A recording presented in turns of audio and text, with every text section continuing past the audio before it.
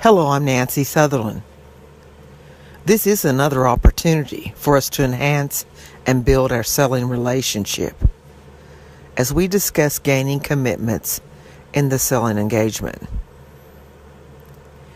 As you have progressed through these lectures, you are now understanding the development and the growth of the relationship as I provide instruction.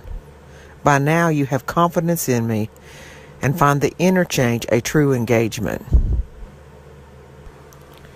With that in mind, know it is the relationship that allows you to ask for the many commitments that result into the consummation of the sale.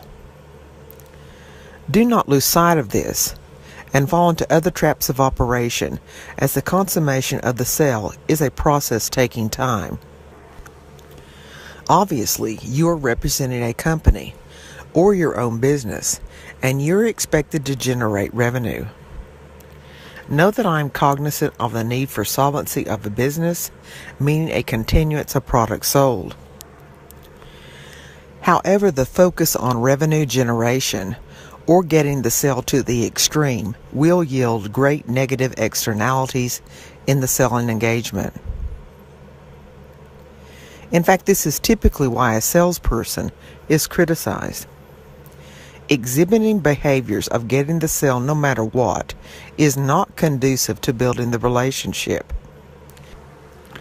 An attitude of getting the sale no matter what is value decreasing selling behavior upon the salesperson's part that damages trust, insults the buyer's intelligence, and raises the extreme possibility of losing commitment. Customarily, a product sale will mean that we have had several selling engagements with a buyer in which each sales call builds upon the last one. As I have stated, you are establishing a call history, determining a next call objective with the purposeful intent of gaining the commitment of that call with the overall thrust of selling your product. See this process of relationship building to achieve the sale being a sum of many commitments through the multiple exposures of you in the selling engagement versus just one in which you ask the buyer to buy with a reply of yes. Note that salespeople don't just have one goal, get the business, on every call. Rather, they attempt to obtain commitment on the objective of the call. The role of the professional salesperson is to segue each call with value-increasing behaviors to professionally obtain the commitment of the objective of that call. The fierce intentionality that I have discussed for sales excellence will, over time, give you the right to gain the commitment because you have earned this by serving your potential buyer with sales excellence. So many people are just truly not in tune with the process discussed, as they exhibit an attitude of command and conquer. Thus, the selling engagement is not just the moment of consummation, but the process of developing the relationship. Find enjoyment in this process. If you capture my word's intent, you will be successful in sales. There is a process of gaining all the necessary commitments. Yet, obtaining commitment is important. The goal is still to help the buyer solve real problems, not just to sell your merchandise. Securing commitment allows the salesperson to see what to do next, meaning establishing the next call objective. Do you understand? Do you see? Each call is segueing into the next call, which is building a building partnership, the relationship.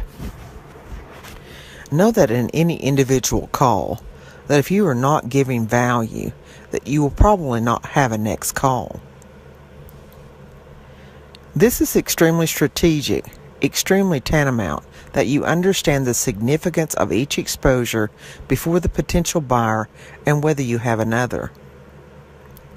Thus, in order that you successfully gain the commitment of the call, you must maintain a positive attitude as you let the customer set the pace. Some of you may take issue with allowing the customer to set the pace, feeling that you are controlled. In reality, control should not be an issue. In a win-lose or parent-child or teacher-student relationship, control can often be important. Yet in a sales situation, the buyer and seller are attempting to become partners through a win-win relationship, more like partners in a relay race or one-legged race. I have told you before that if you buy my product and you feel that you experience a loss, that I did not win. Furthermore, gaining commitment further requires that you be assertive yet not aggressive. I have emphasized that selling requires social skills, personal skills. Selling skills can be learned. Do not buy into the thought that obtaining commitment, obtaining sales is just a gift. If you have a bent toward being aggressive, you can curtail this tendency that controls the sales interaction but fails to gain commitment. Let us reflect. What person do you know that desires to be controlled with aggressive behaviors? Pause the lecture for a moment and ponder this question. Very few, I would suppose. In contrast, assertive individuals are perceived as thought leaders and can move the buyer forward to the purchase with leadership that stems from confidence in the product coupled with his or her communication of excellent product knowledge. Assertive individuals typically exude with self-confidence. This self-confidence and positive projection of themselves and the product are value-increasing behaviors that affect a buyer moving toward buying behaviors, meaning ultimately a full product commitment. The assertive salesperson further defines the customer's needs by probing for information from the buyer that the buyer has not unveiled to bring about the affect of a problem solution, i.e., tailored solution for his or her business. This is defining the outcome of the selling engagement.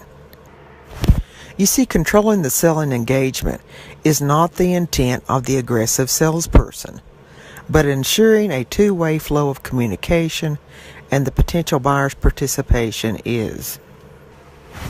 These selling behaviors act to bring about commitment and work to build the selling relationship.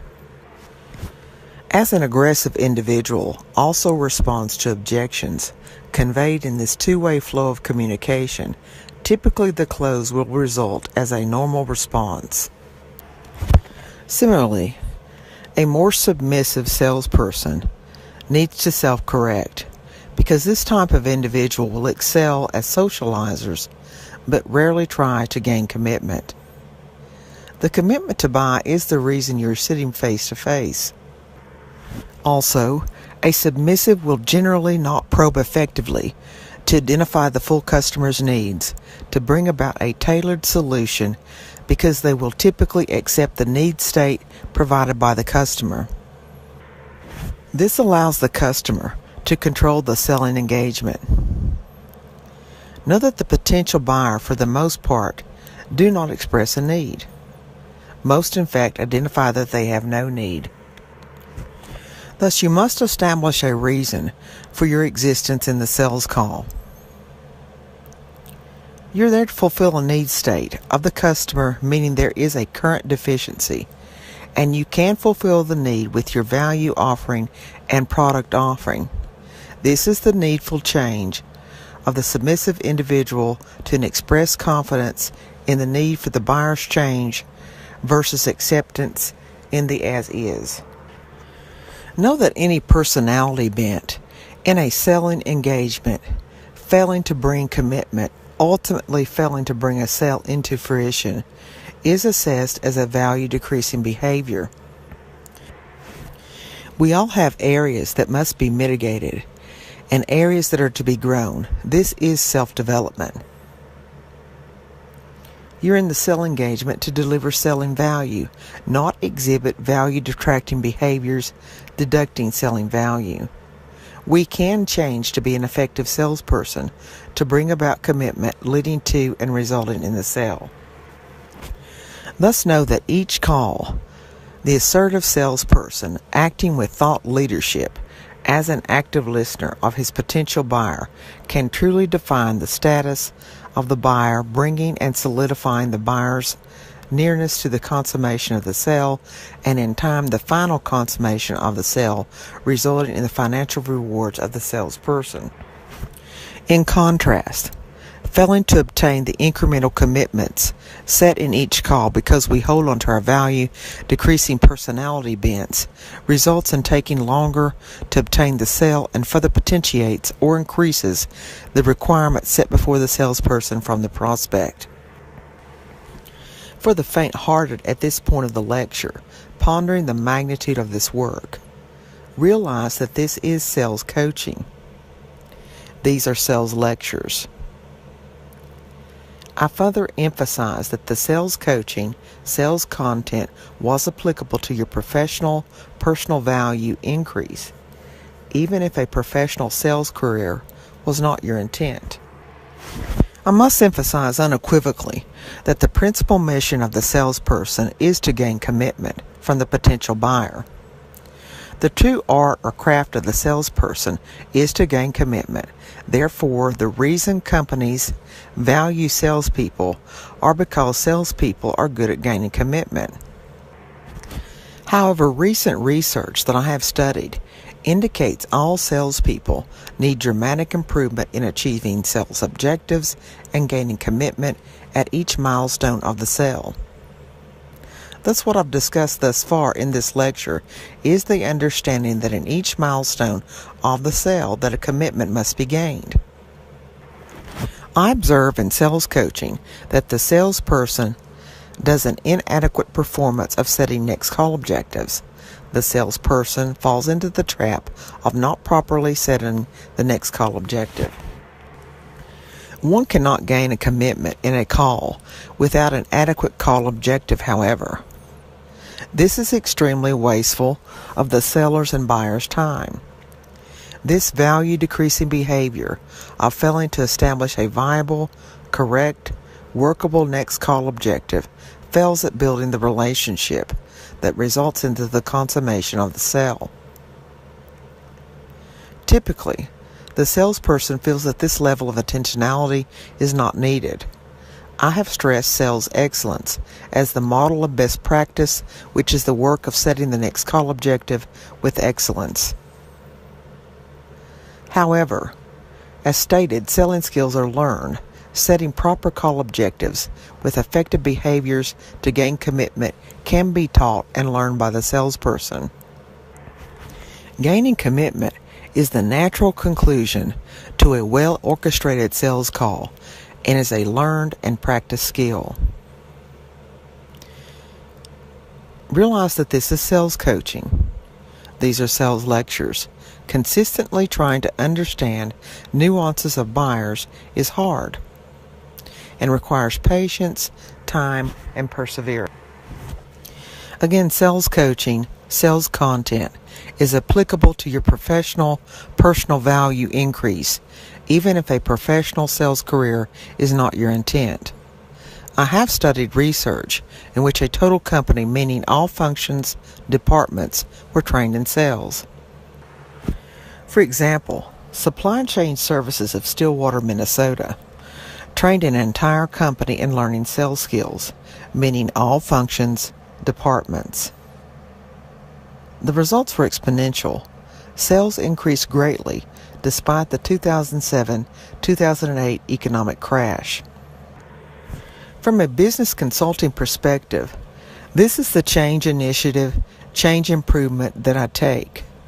Thereby consistently providing my sales lectures the statement that sales knowledge, sales training makes one in any department sales focused, both in the ideal of revenue generation and personal selling, resulting in the overall business revenue moving upward and a trajectory of true business and personal sustainability.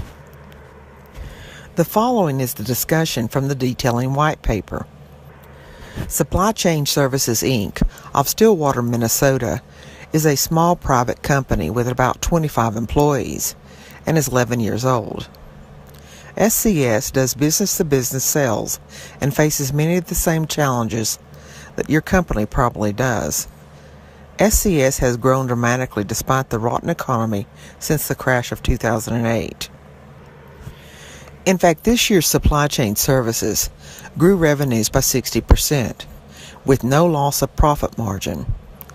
The company's managers were surprised, as they thought they were being plenty ambitious when they set a goal of 20%. In 2010, SCS acquired a new owner and CEO, Chip Emery. Emery introduced a new sales system, making sure that every employee, not just the salespeople, received training in the sales system. The idea of spreading training throughout the company was crucial to achieving the eye-popping 60% growth rate. It allowed SCS to weave the new selling system into the organization so thoroughly that everyone, managers, technicians, and salespeople, could speak the same language and pull in the same direction. All company's constituents were trained in sales. I corroborate my words to you that sales training, sales coaching will affect your career decision of any choice, resulting in you being sales focused. The decision of the CEO, Chip Emery, to employ sales training to everyone in the business and gaining phenomenal financial results in a company despite a down economy is game-changing. As this lecture has dealt primarily with the need for gaining commitment in the sales call, know that the sales training that Mr. Emery employed also allowed SCS salespeople to improve their ability to gain commitment from customers by 98%. In conclusion, sales training, sales coaching of those in career sales as well as those in any function of business can result in the implementation of change initiatives, change improvements. We need this change. I am Nancy Sutherland. I am honored to deliver this business content.